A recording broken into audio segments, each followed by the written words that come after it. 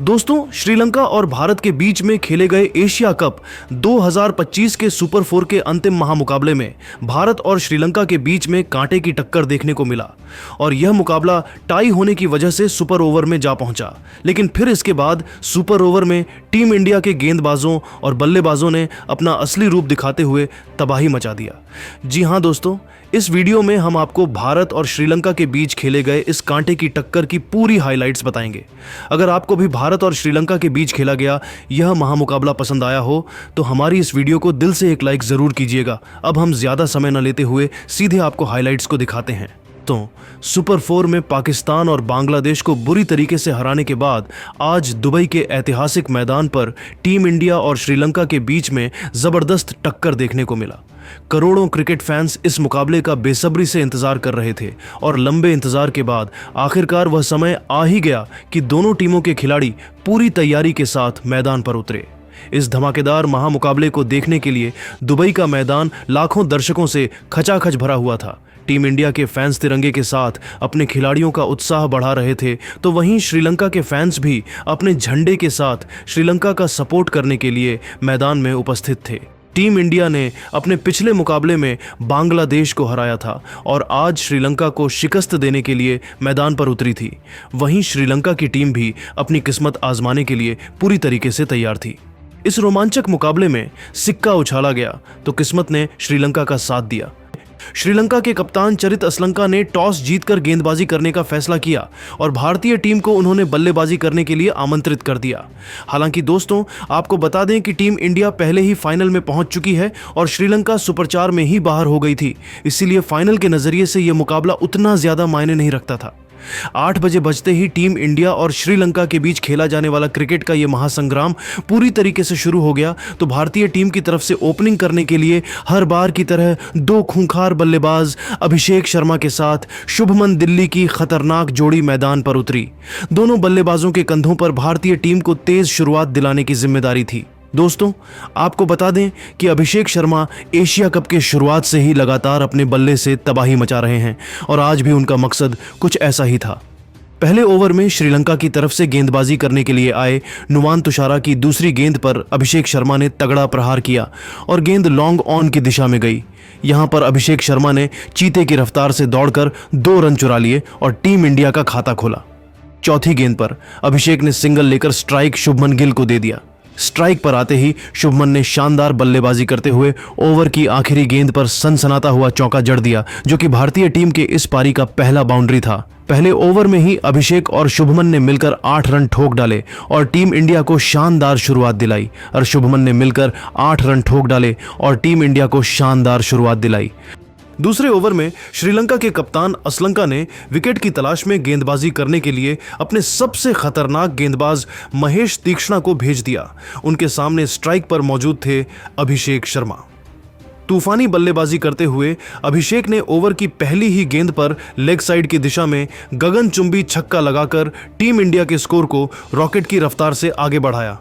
फिर अगली गेंद पर उन्होंने दौड़कर 1 रन पूरा किया और स्ट्राइक एक बार फिर से शुभमन गिल के पास आ गई। लेकिन दोस्तों, तभी ओवर की तीसरी गेंद पर शुभमन गिल को महेश तीक्ष्णा ने अपना शिकार बनाया और शुभमन गेंद को सीधा तीक्ष्णा के हाथों में मार बैठे। इस तरीके से टीम इंडिया का पहला विकेट गिर गया और शुभमन गिल सिर्फ एक चौके की सहायता से सिर्फ 4 रन बनाकर वापस लौट गए। शुभमन गिल का विकेट गिरने के बाद अब अभिषेक शर्मा का साथ देने के लिए मैदान पर खुद टीम इंडिया के कप्तान सूर्यकुमार यादव उतरे। दोस्तों, आपको बता दें कि अब तक सूर्यकुमार एशिया कप में ज्यादातर चौथे नंबर पर बल्लेबाजी करने के लिए उतर रहे थे, लेकिन फिलहाल के लिए उनका फॉर्म थोड़ा सा खराब चल रहा है, इसलिए उन्होंने आज फैसला किया कि वह तीसरे नंबर पर बल्लेबाजी करेंगे। मैदान पर कदम रखते ही सूर्यकुमार ने सिंगल लेकर स्ट्राइक अभिषेक शर्मा को दे दिया।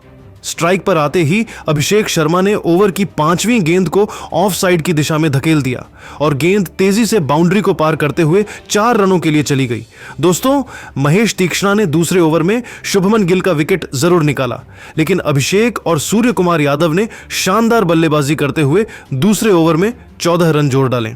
2 ओवर के समाप्ति के बाद टीम इंडिया का स्कोर 1 विकेट के नुकसान पर 22 रनों तक पहुंच गया था। तीसरे ओवर में श्रीलंका के कप्तान असलंका ने तुषारा के ऊपर भरोसा जताया और गेंदबाजी करने के लिए उनको भेज दिया, लेकिन इस बार अभिषेक शर्मा ने उनकी जमकर धुनाई कर दिया। शुरुआती गेंद में तो अभिषेक और सूर्य कुमार यादव सिंगल डबल की सहायता से ही काम चला रहे थे, लेकिन दोस्तों ओवर की चौथी गेंद को अंपायर ने जो बॉल करार दे दिया और अभिषेक शर्मा को फ्री हिट मिल गया और इसका जबरदस्त फायदा उठाते हुए अभिषेक ने सनसनाता हुआ चौका लगाकर टीम इंडिया के स्कोर को रॉकेट की रफ्तार से आगे बढ़ाया। इसके बाद भी अभिषेक का तूफान रुकने का नाम नहीं लिया और अगली गेंद पर लॉन्ग ऑन की दिशा में एक और तगड़ा चौका लगाकर तुषारा को घुटने टेकने के लिए मजबूर कर दिया। नुवान तुषारा का यह ओवर श्रीलंका के लिए काफी महंगा साबित हुआ और उन्होंने अपने इस ओवर में 14 रन लुटा दिए। 3 ओवर की समाप्ति के बाद टीम इंडिया का स्कोर एक विकेट के नुकसान पर 36 रनों तक पहुंच गया था।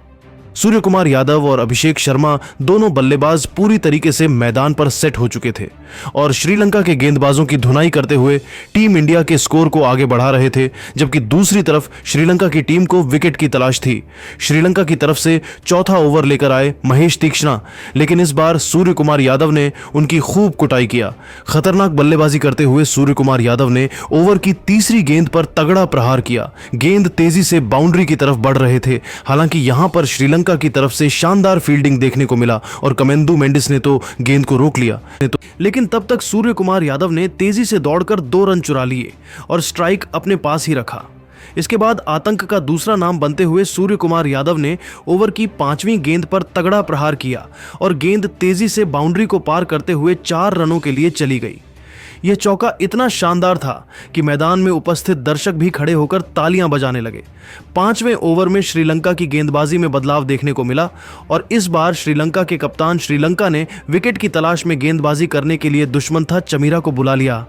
लेकिन दोस्तों यहां पर भी अभिषेक का तूफान रुकने का नाम नहीं लिया और उन्होंने चमीरा की तो बखिया उधेड़ कर रख दिया। शानदार बल्लेबाजी करते हुए अभिषेक ने ओवर की तीसरी गेंद पर 87 मीटर का लंबा छक्का लगाकर चमीरा का स्वागत किया। फिर 5वीं गेंद पर उन्होंने शानदार चौका लगाया। इसके बाद भी अभिषेक शर्मा का तूफान रुकने का नाम नहीं लिया और ताबड़तोड़ अंदाज में बल्लेबाजी करते हुए उन्होंने ओवर की अंतिम गेंद पर एक और चौका जड़कर चमीरा को खून के आंसू रोने के लिए मजबूर कर दिया।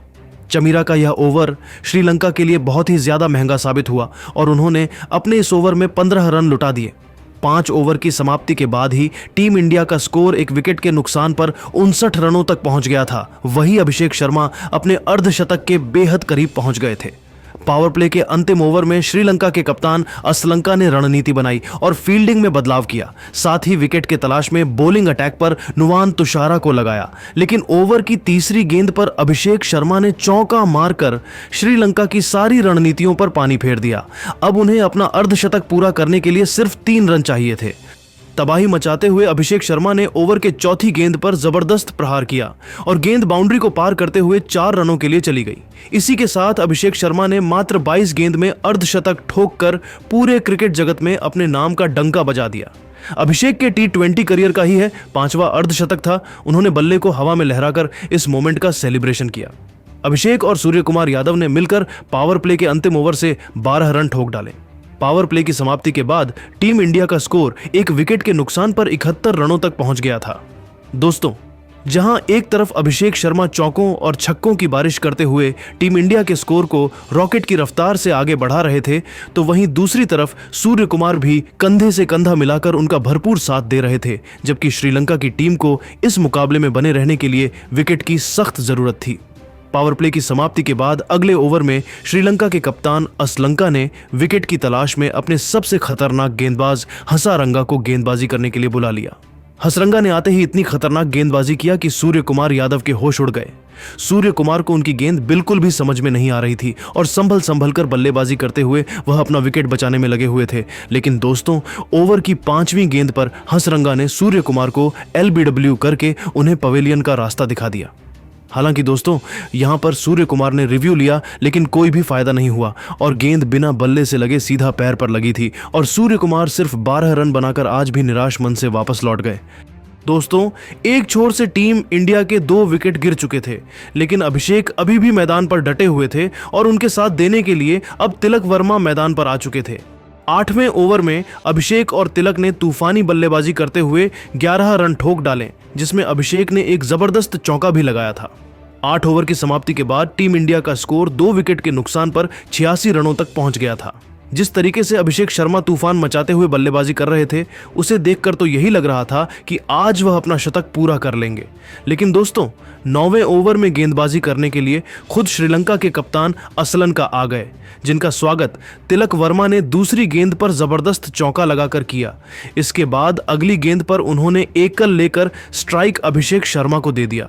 लेकिन दोस्तों, चौथी गेंद पर अभिषेक ने छक्का लगाने का प्रयास किया और गेंद सीधा कमेंदु मेंडिस के हाथों में चली गई।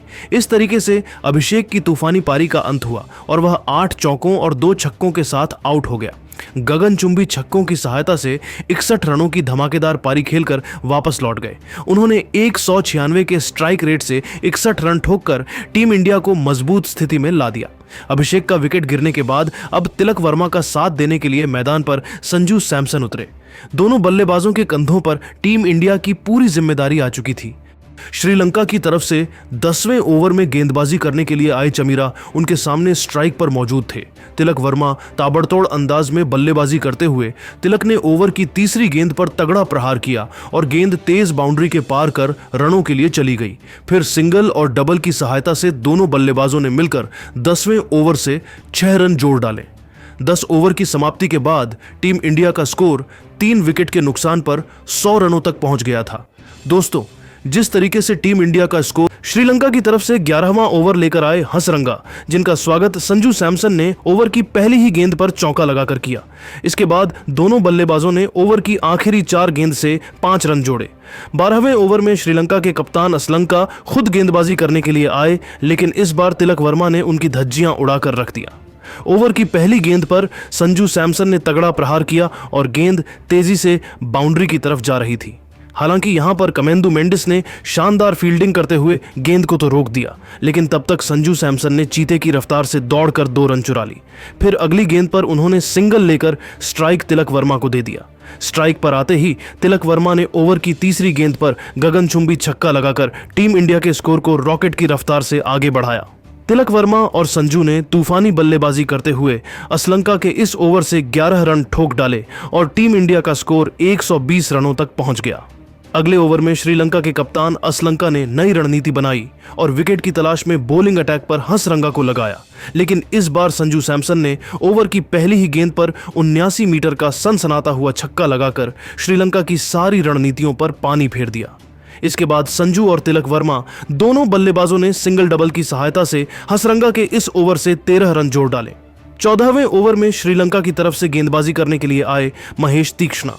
यहां पर तिलक और संजू दोनों बल्लेबाजों ने बिना कोई रिस्क के लिए सिर्फ सिंगल की सहायता से ही काम चलाया। 15वें ओवर में श्रीलंका के कप्तान असलंका ने हसरंगा के ऊपर भरोसा जताया और फील्डिंग में बदलाव किया। साथ ही विकेट की तलाश में गेंदबाजी करने के लिए एक बार फिर से हसरंगा को ही भेज दिया। लेकिन दोस्तों, उनका यह प्रयोग भी पूरी तरीके से फेल होता हुआ दिखाई दिया और संजू सैमसन ने ओवर की दूसरी गेंद पर लॉन्ग ऑन की दिशा में जबरदस्त छक्का लगाकर टीम इंडिया के स्कोर को तेजी से आगे बढ़ाया। हसरंगा का यह ओवर श्रीलंका के लिए काफी महंगा साबित हुआ और उन्होंने अपने इस ओवर में 11 रन लुटा दिए। 15 ओवर की समाप्ति के बाद भारतीय टीम का स्कोर 3 विकेट के नुकसान पर 150 रनों तक पहुंच गया था। संजू सैमसन और तिलक वर्मा दोनों बल्लेबाज मजबूती के साथ मैदान पर अपना पैर जमाए हुए थे और दोनों खिलाड़ियों के बीच में एक बड़ी साझेदारी हो चुकी थी। श्रीलंका की टीम को इस मुकाबले में बने रहने के लिए लगातार विकेट की तलाश थी। 16वें ओवर में श्रीलंका के कप्तान असलंका ने गेंदबाजी करने के लिए दसुन शानका को भेज दिया, लेकिन दूसरी ही गेंद पर संजू सैमसन ने छक्का लगा दिया। इसके बावजूद भी शानका ने हिम्मत नहीं हारा और इस छक्के का बदला लेते हुए ओवर की तीसरी ही गेंद पर संजू सैमसन को अपने जाल में फंसाया। संजू ने बड़ा शॉट खेलने का प्रयास किया, गेंद हवा में उछली और असलंका ने आसानी से कैच पकड़ लिया। इस तरीके से संजू सैमसन के रूप में टीम इंडिया का चौथा विकेट गिर गया और संजू एक चौके और 3 छक्के की सहायता से 39 रनों की ताबड़तोड़ पारी खेलकर वापस लौट गए। संजू के पेवेलियन लौट के बाद अब तिलक वर्मा का साथ देने के लिए मैदान पर उतरे हार्दिक पांड्या, लेकिन दोस्तों हार्दिक ज्यादा देर तक मैदान पर नहीं टिक सके और 17वें ओवर में चमीरा ने उन्हें कैच पकड़कर पवेलियन का रास्ता दिखा दिया। हार्दिक सिर्फ 2 रन बनाकर वापस लौट गए, लेकिन दोस्तों तिलक वर्मा अभी भी मैदान पर देते हुए थे और उनका साथ देने के लिए अब अक्षर पटेल मैदान पर उतरे। हार्दिक का विकेट गिरने के बाद भी तिलक के ऊपर कोई भी फर्क नहीं पड़ा और उन्होंने चमीरा के इसी ओवर की 5वीं गेंद पर चौका जड़कर टीम इंडिया के स्कोर को 169 रनों तक पहुंचा दिया। वही दोस्तों, तिलक वर्मा भी अब धीरे धीरे अपने अर्धशतक की तरफ बढ़ रहे थे। श्रीलंका की तरफ से 18वां ओवर लेकर आए तुषारा। यहां पर शुरुआत में तो तिलक वर्मा और अक्षर पटेल सिंगल डबल की सहायता से ही काम चला रहे थे, लेकिन दोस्तों ओवर की 5वीं गेंद पर अक्षर पटेल ने तगड़ा प्रहार किया और गेंद बाउंड्री को पार करते हुए 4 रनों के लिए चली गई। तुषारा का यह ओवर श्रीलंका के लिए काफी महंगा साबित हुआ और उन्होंने अपने इस ओवर में 10 रन लुटा दिए। 18 ओवर की समाप्ति के बाद भारतीय टीम का स्कोर 5 विकेट के नुकसान पर 179 रनों तक पहुंच गया था।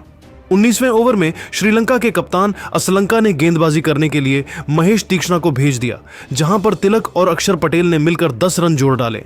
इस ओवर में तिलक वर्मा ने लॉन्ग ऑन की दिशा में एक चौका भी लगाया था। तिलक वर्मा अब अपने अर्धशतक से सिर्फ 3 रन दूर थे। आखिरी ओवर में अक्षर पटेल और तिलक वर्मा ने तूफानी बल्लेबाजी का नजारा पेश किया, जहां पर अक्षर पटेल ने ओवर की अंतिम गेंद पर गगनचुंबी छक्का लगा दिया। इस तरीके से टीम इंडिया ने अपने 5 विकेट खोकर 202 रन बनाए और श्रीलंका को 203 रनों का पहाड़ जैसा लक्ष्य दे दिया। भारतीय टीम की पारी की बात करें तो सबसे ज्यादा 61 रन अभिषेक शर्मा ने बनाए। वहीं तिलक वर्मा 49 रन बनाकर नाबाद रहे। इसके अलावा संजू सैमसन ने 39 रन और अक्षर पटेल ने 21 रनों का योगदान दिया। लेकिन दोस्त 203 रनों के इस विशाल लक्ष्य को हासिल करने के लिए श्रीलंका की तरफ से हर बार की तरह 2 विस्फोटक बल्लेबाज पदुम निशांका के साथ कुशल मेंडिस की खतरनाक जोड़ी मैदान पर उतरी। दोनों बल्लेबाजों के कंधों पर श्रीलंका को अच्छी शुरुआत दिलाने की जिम्मेदारी थी। वहीं दूसरी तरफ टीम इंडिया की तरफ से गेंदबाजी करने के लिए पहला ओवर लेकर आए। अनुभवी हार्दिक पांड्या की पहली ही गेंद पर निशांका ने तगड़ा चौका लगाकर श्रीलंका का खाता खोला। फिर अगली गेंद को लेग साइड की दिशा में धकेल दिया और चीते की रफ्तार से दौड़कर 2 रन चुरा लिए। तीसरी गेंद पर निशांका ने सिंगल लेकर स्ट्राइक कुशल मेंडिस को दे दिया। लेकिन दोस्तों हार्दिक ने खतरनाक गेंदबाजी करते हुए ओवर की चौथी गेंद पर कुशल मेंडिस को अपने जाल में फंसाया और शुभमन गिल के हाथों कैच पकड़वाकर उन्हें पवेलियन का रास्ता दिखा दिया। इस तरीके से श्रीलंका का पहला विकेट गिर गया और भारतीय टीम को बड़ी सफलता पहले ही ओवर में मिल गई। कुशल मेंडिस का विकेट गिरने के बाद अब निशांका का साथ देने के लिए मैदान पर उतरे कुशल परेरा। दोनों बल्लेबाजों के कंधों पर अपनी टीम की पूरी जिम्मेदारी आ चुकी थी। हार्दिक पांड्या ने खतरनाक गेंदबाजी करते हुए पहले ओवर में सिर्फ 7 रन खर्च करके श्रीलंका को पहला झटका दे दिया। भारतीय कप्तान सूर्यकुमार यादव ने दूसरे ओवर में गेंदबाजी करने के लिए रफ्तार के सौदागर अर्शदीप सिंह को गेंदबाजी करने के लिए भेज दिया। अर्शदीप शानदार गेंदबाजी करते हुए श्रीलंका के दोनों बल्लेबाजों को खूब चकमा दे रहे थे, लेकिन ओवर की चौथी गेंद पर निशांका ने सनसनाता हुआ चौका लगाकर श्रीलंका के स्कोर को रॉकेट की रफ्तार से आगे बढ़ाया। 2 ओवर की समाप्ति के बाद श्रीलंका का स्कोर 1 विकेट के नुकसान पर 18 रन था। टीम इंडिया की तरफ से तीसरा ओवर लेकर आए हर्षित राणा। उनके सामने स्ट्राइक पर मौजूद थे पदुम निशांका। ओवर की पहली गेंद को निशांका ने ऑफ साइड की दिशा में धकेल दिया। गेंद तेजी से बाउंड्री की तरफ बढ़ रही थी। हालांकि अक्षर पटेल ने शानदार फील्डिंग करते हुए गेंद को रोक दिया, लेकिन तब तक निशांका ने तेजी से दौड़कर 2 रन चुरा लिए और स्ट्राइक अपने पास ही रखा। फिर तीसरी गेंद पर उन्होंने एकल लेकर स्ट्राइक कुशल परेरा को दे दिया। जैसे ही स्ट्राइक कुशल परेरा के पास आई, उन्होंने तो खतरनाक बल्लेबाजी करते हुए ओवर की चौथी गेंद पर चौका जड़ दिया। इसके बाद अगली गेंद पर उन्होंने सिंगल लेकर स्ट्राइक निशांका को दे दिया। स्ट्राइक पर आते ही निशांका ने ओवर की अंतिम गेंद पर जबरदस्त चौका लगाकर हर्षित राणा को घुटने टेकने के लिए मजबूर कर दिया। हर्षित का यह ओवर टीम इंडिया के लिए काफी महंगा साबित हुआ और उन्होंने अपने इस ओवर में 12 रन लुटा दिए। टीम इंडिया की तरफ से चौथा ओवर लेकर आए अर्शदीप सिंह ने, लेकिन निशांका ने उनकी बखिया उधेड़ कर रख दिया। तूफानी बल्लेबाजी करते हुए निशांका ने ओवर की तीसरी गेंद पर गगनचुंबी छक्का लगाकर श्रीलंका के स्कोर को रॉकेट की रफ्तार से आगे बढ़ाया। फिर अगली गेंद पर उन्होंने चौका लगाकर अर्शदीप सिंह के होश उड़ा दिए।